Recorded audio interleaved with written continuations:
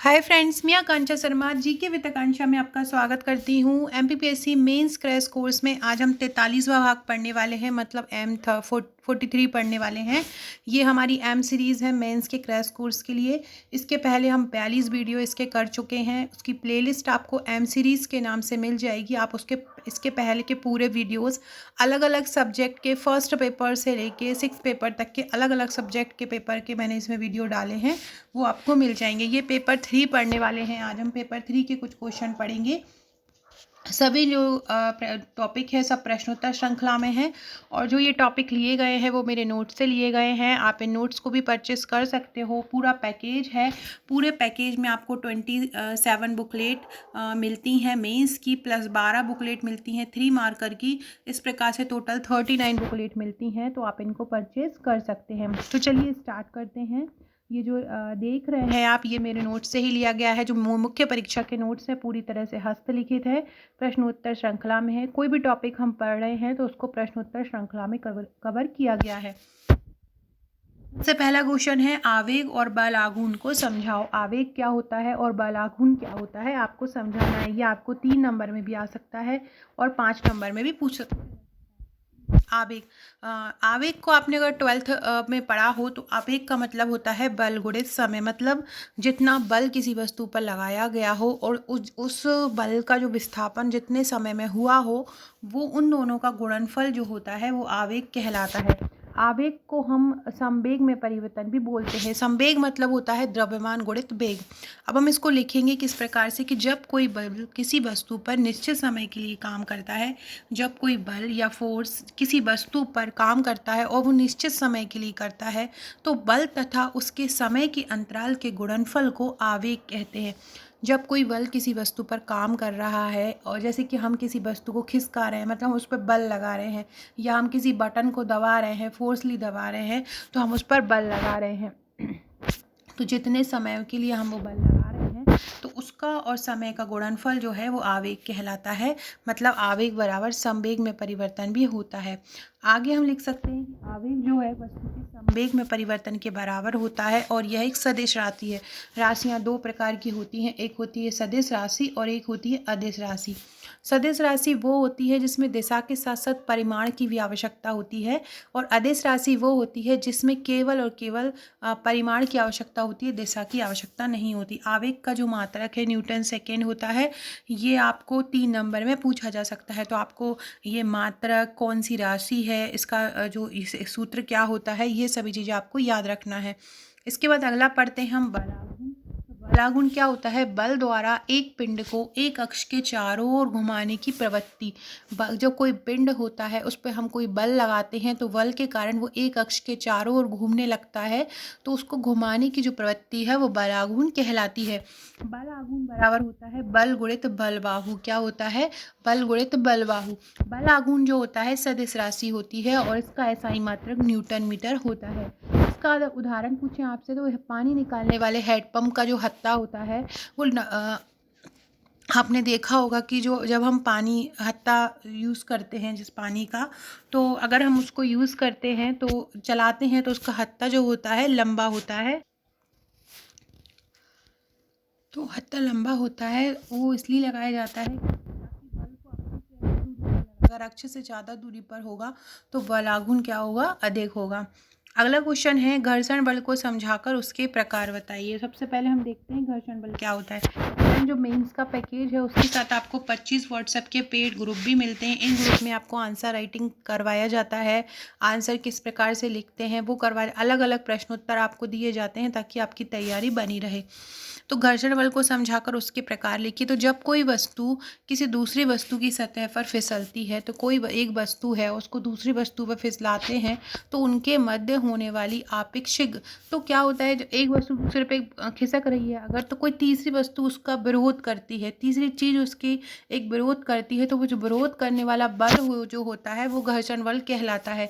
दिशा हमेशा वस्तु की आपेक्षिक गति की दिशा के विपरीत होती है। जैसे कि टायर सड़क पर चल रहा है, अगर कोई बल उसका विरोध नहीं करेगा तो टायर जो होगा घिस जाएगा और जो व्यक्ति है वो गिर जाएगा। या हम सड़क पर चलते हैं तो भी हम घर्षण के कारण ही चलते हैं।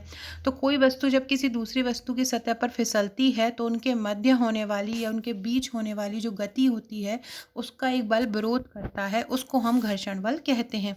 अब हम इसके प्रकार पढ़ते हैं। तो घर्षण बल के तीन, देखिए फ्रेंड, मैंने फ्लो चार्ट, जहाँ पर फ्लो चार्ट का यूज़ करना है, मैप का यूज़ करना है, डायग्राम का यूज़ करना है, यूज़ किया है।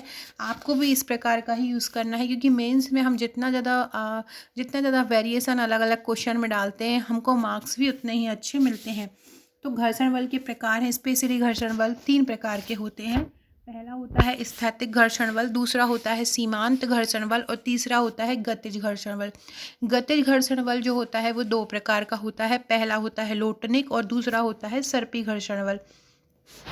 स्थैतिक घर्षण बल क्या होता है कि जब एक वस्तु को दूसरे वस्तु पर चलाने का प्रयास किया जाता है। स्थैतिक क्या होता है कोई एक वस्तु है उसको हम दूसरे वस्तु के तल पर चला रहे हैं तो गति की अवस्था में आने से पहले, तो मतलब गति में आ रहा है उसके पहले दोनों वस्तुओं के स्पर्शी तलों के मध्य लगने वाला घर्षण जो होता है वो स्थैतिक घर्षण कहलाता है। इसे एफ एस से प्रदर्शित करते हैं, एफ और स्मॉल एस। इसका जो एफ है स्मॉल एस इक्वल टू होता है म्यू एस और कैपिटल आर, ये इसका फॉर्मूला होता है। सीमांत घर्षण बल क्या होता है? सीमांत घर्षण बल जब वस्तु पर आरोपित बल का मान बढ़ाते हैं, जब कोई वस्तु है उस पर जो बल लग रहा है उसका मान अगर हम बढ़ाते हैं तो स्थैतिक घर्षण बल का मान भी बढ़ता जाता है। स्थैतिक घर्षण बल के जो अधिकतम मान होता है, मतलब एक सीमा का मान जो होता है वो सीमांत घर्षण बल कहलाता है। F1 से प्रदर्शित करते हैं। F1 इक्वल टू होता है μ1 और r, μ1 इंटू आर। गतिज घर्षण बल क्या होता है? तो जब एक वस्तु अन्य वस्तु की सतह पर वास्तव में ही गति कर रही होती है तो उनके मध्य आपेक्षिक गति का विरोध करने वाला बल जो है वो गति का जो विरोध कर रहा है वो गतिज घर्षण बल कहलाएगा। एफ स्मॉल के इसको से प्रदर्शित करते हैं। एफ के इक्वल टू होता है म्यू के इंटू आर। लोटनिक घर्षण बल क्या होता है? लोटनिक ही समझ में आ रहा है, लुढ़कना। जब कोई वस्तु सतह पर लुढ़कती है तो इसका मान स्थैतिक या गतिज बल की तुलना में नगण्य होता है। अगला है सर्पी घर्षण बल। जब कोई दूसरी, सर्पी मतलब होता है सर्प जैसे घिसट रही है, सरक रही है, तो जब कोई वस्तु सतह पर सरकती है तो उसे सर्पी घर्षण बल कहते हैं। इसका जो मान होता है वो लोटनिक घर्षण बल से अधिक होता है। तो इस प्रकार से हमने घर्षण बल क्या होता है उसके प्रकार पढ़े। अगला क्वेश्चन है घर्षण बल की विशेषताएं। घर्षण बल की विशेषताएं ये आपको 5 नंबर में पूछा जा सकता है। तो पहली विशेषता है दो सतहों के बीच जो लगने वाला घर्षण, मतलब घर्षण ज़्यादा लगना है कम लगना है, किस प्रकार का लगना है, यह उसकी सतह की प्रकृति पर निर्भर करता है। ठोस सतह जो होती हैं, मतलब ठोस और ठोस सतहों के मध्य घर्षण अधिक होता है। वायु ठोस सतहों के बीच घर्षण सबसे कम होता है। ठोस सतहों के मध्य घर्षण अधिक होता है और वायु ठोस सतहों के बीच घर्षण कम होता है। लोटनिक घर्षण बल जो होता है उसका मान सबसे कम होता है। लोटनिक घर्षण बल का मान सबसे कम होता है। स्थैतिक घर्षण बल का मान सबसे अधिक होता है। लोटनिक घर्षण बल का मान सबसे कम और स्थैतिक घर्षण बल का मान सबसे अधिक होता है। घर्षण बल को कम करने के लिए मशीनों में स्नेहक का प्रयोग किया जाता है। आपने देखा होगा कि जो घर में सिलाई मशीन होती है तो हम उसमें डालते हैं लुब्रिकेंट, मतलब स्नेहक डाला जाता है। उसमें एक तेल होता है उस तारपीन का, वो हम डाल देते हैं। उससे क्या होता है कि वो मशीन जो होती है वो सही तरह से काम करने लगती है। इसी प्रकार से जब हम कैरम खेलते हैं तो आपने देखा होगा कैरम जो होता है, कैरम की जो बोर्ड होता है वो बहुत ज़्यादा ऐसा ज़्यादा खेल के सकना टाइप हो जाता है, तो हम उसमें पाउडर डाल देते हैं तो वो पाउडर से थोड़ा सा चिकना हो जाता है। तो वो स्नेहक को लुब्रिकेंट बोला जाता है। उस चिकना करने के लिए सतह को उसको डाला जाता है। गन्ने की मशीन भी जो बहुत ड्राई काम करने लगती है तो भी इसको डाला जाता है। तो इस प्रकार से इसको कम करने के लिए स्नेहक का प्रयोग किया जाता है। अब ये आएगा, आपसे पूछेंगे घर्षण बल के लाभ तथा हानि बताइए, तो आपको 5 नंबर में बताना है इसके लाभ क्या है और हानि है। तो सबसे पहले हम लाभ देखते हैं। घर्षण के कारण ही मनुष्य सीधा खड़ा रह सकता है, मनुष्य चल सकता है। घर्षण ना होने पर पहिए जो चल रहे हैं वो फिसल जाएंगे। कागज और पेन के बीच अगर हम लिख रहे हैं तो वो घर्षण के कारण ही लिख रहे हैं। तेलीय जो पृष्ठ होता है उस पर घर्षण नहीं होता। कभी आप तेल का पेज पे लिख के देखिएगा क्या लिखा हो जाएगा? बिल्कुल नहीं होगा, क्योंकि वहाँ पर घर्षण नहीं होता है। वस्तुएं अपनी सतह में विराम अवस्था में बनी रखती हैं, रह सकती हैं और विराम अवस्था से फिर गति भी कर सकती हैं।